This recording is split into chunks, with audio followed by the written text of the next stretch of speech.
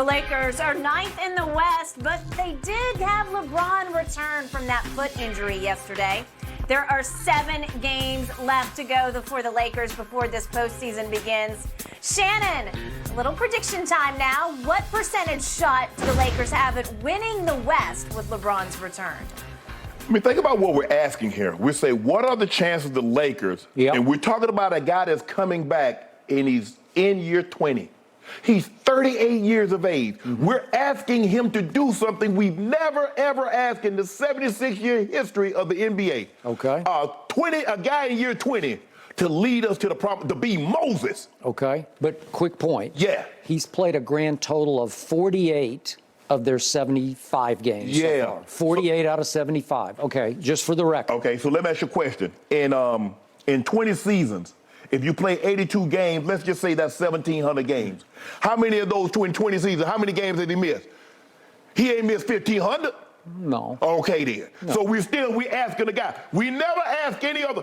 We didn't ask this of Kobe. Magic and Larry didn't play this length of time. Even though Kareem was in was winning championships, year 17, year 18, year 19, he wasn't the driving force like Magic was. Okay, but it gets more astounding by the night that Michael Jordan played 9 times, all 82, yeah. And he played an 81 and an 80. Yeah, he played like what, 80 games? It's like his last year, maybe last year or the year before. No, I think he maxed out. I think the last 2 years were 82. Yeah. So and he was 39 and 40, but the circumstance, nobody expected much. What did he say? You're never going to see this again. Yeah. You're never going to see guys play sick. You're never going to see guys play injured. He foretold of this 20 years ago. He did. I agree. I'm going to give him, you know what, Skip? I had down here 10%. Mm-hmm. But I'll be shortchanging my nephew, knowing who he is and what he represents. Okay, good. 35. You went from what? 35. 10 to 35? 35. On the spur of the moment? Yeah, because I know that, I got a feeling something big gonna happen. Whew. Something big gonna happen on Wednesday that's gonna shock the conscience of the NBA. That's what I feel. And so with that being said, he gonna put the Western Conference on notice. He good. Okay. You just blew me out of the water because I thought I was cockeyed optimistic here. I went 30, but you went to 35. 35 from 10. I already predicted in our opening block of this show they are going to win at Chicago, and I believe it will be a statement-type game. Yeah. Okay. Now I got to up mine. I'm going to 36%. 36% to your 35. We got to go 5-2 over the last 7. I got them winning 6 of the last. Oh, so you going 6-1? I am. They have the second easiest closing schedule in the Western Conference. Shannon Sharp, in all my years of watching and covering and studying the National Basketball Association, I've never seen a conference like this year's Western Conference. Right. Every time I want to like a team, I can't. They get the doors blown off. Yep. Do I love Denver? I do not. We're going to talk about a big game tonight. It's going to be Embiid at Joker. Possible. He's questionable. Okay, who's questionable? Joel Embiid. Okay, well, he's always questionable. but he's got all kinds of things going on, and I'm pretty sure James Harden is going to be out, so that knocks the bottom out of this game. But the point is, I don't trust Denver. We're going to talk more about Joker. He just doesn't defend. You can look at all the defensive second and third level numbers. He's actually kind of a liability. I think I can go so far as to say he's a liability in the paint as a rim protector. Got it. Okay. Do I admire what they've accomplished this year? How can you not? Because they're still, 5 games up? Yeah. I honor, I congratulate. Mm-hmm. You're going to have the 1 seed. Mm-hmm. But do I trust you? Do I believe in you? Do I fear you? No. Right. So it's open at the top. Ja's return, for a while, I thought he wouldn't even play the rest of the year. Right. He's back, and they are taking off right before your very eyes. Mm-hmm. But they're still a young basketball team. Right. They're a loaded basketball team. Yes. They're a deep basketball Yes. team, but they are young. Young. And to me, this whole body language, all this swagger. I don't completely trust it when the chips are down. Right. When it is time to show what you're really made of in a game 4, 5, 6, 7 of a big playoff series, I don't know about this. You're the NBA villains. I don't know. Right. I'm not sure I'm sold on that either. Okay. Sacramento, I love to watch them, but they're very young. Yeah. And I watch Milwaukee go in there and just adult them to death. They just said, no, we know how to do this, and you guys don't know how to do this. Right. Okay, so are they vulnerable? Sure, they're vulnerable. I don't like the Clippers anymore with Russ. I'm sorry. And now Paul George is questionable. At least for 2 to 3 weeks out. I don't know. Kawhi the other night, it was all on Kawhi, and he just stunk. And he's capable of stinking because his knees come and go. I don't like him anymore. We're going to talk about Golden State. They just spit it up last night. Once again, this was a home game. They had the game won. Hey, if the game is over and Draymond has a careless turnover, we'll talk more about it in just a few minutes about what has happened to Golden State. Do I fear them? No. Do I used to? I do not. No. Okay, so all of a sudden the bottom feeders are all rising up because here come the T-Wolves now that Karl Anthony Towns is back. And wait a second, here come the Pelicans. And what if Zion does come back? But to your point, how good could he be shape-wise? I don't know. Probably not much. Right. Is his weight what it used to be when he looked like he was in shape? I doubt it. Right. Okay. The Thunder, they're scary, man. Yeah. Because Shai Gilgeous is just a flat-out. Right. I'm about to go to superstar. Yeah. But again, they're a very young basketball team. They're not going to go going far. Okay, all right. And here we sit, the Los Angeles freaking Lakers. They've got LeBron back. He's only played 48 out of 75. He just had a month off, and it reminds me a bit of the bubble, where you got what did we just say it was, 3 months off or 4 months or whatever it was. He went refreshed. They got to play a few regular season games, almost like what's happening right now. Right. And here they went. And it was the bubble, and then a lot of teams didn't want to be in the bubble, so this is different that way. But I get it. You're 20. He looked good yesterday to me. Anthony Davis, every other night, looks like a top 10 player. He's got nuclear capability. He does. Okay?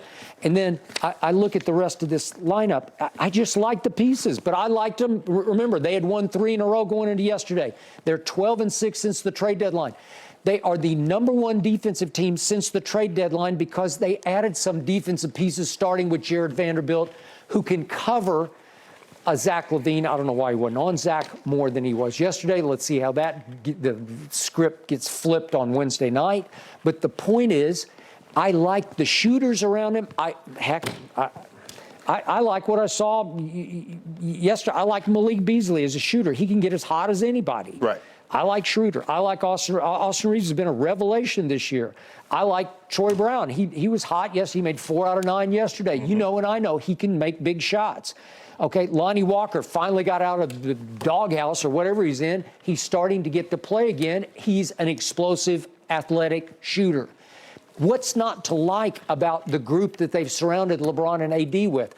Who's to say they can't just take off? Because I don't see anything above them where I say, well, they can't beat that team. But right? I think the one constant, look, I know what I'm going to get from LeBron come playoff time. Yeah. But everybody else that you mentioned is the consistency. You said every other night, AD can be a superstar, an all-world player. Yep. And then I worry about the consistency of the other guys because I've seen Malik Beasley go nuclear and hit 7 threes on the road against the Pelicans, and then I see him struggle, and he hit some threes late in the ball game. If he'd hit some of those earlier, might have been a different outcome. We understand that Austin Reeves is not going to be the same player with LeBron in the lineup as he is with LeBron out of the lineup because he's not going to have the ball in his hands nearly as much. But does LeBron trust him? Yeah, yes. Absolutely. Absolutely, he does. Yeah. Does LeBron enjoy playing with him? Yes. You better believe he does. When D'Angelo Russell comes back, will he fit with these guys in the backcourt? Listen, D'Angelo is a natural-born scorer of the basketball. I don't care what you say. I don't know about his defensive prowess or attitude or desire, but I do know he can flat out score it if you feature him, if you give him the chance. Right.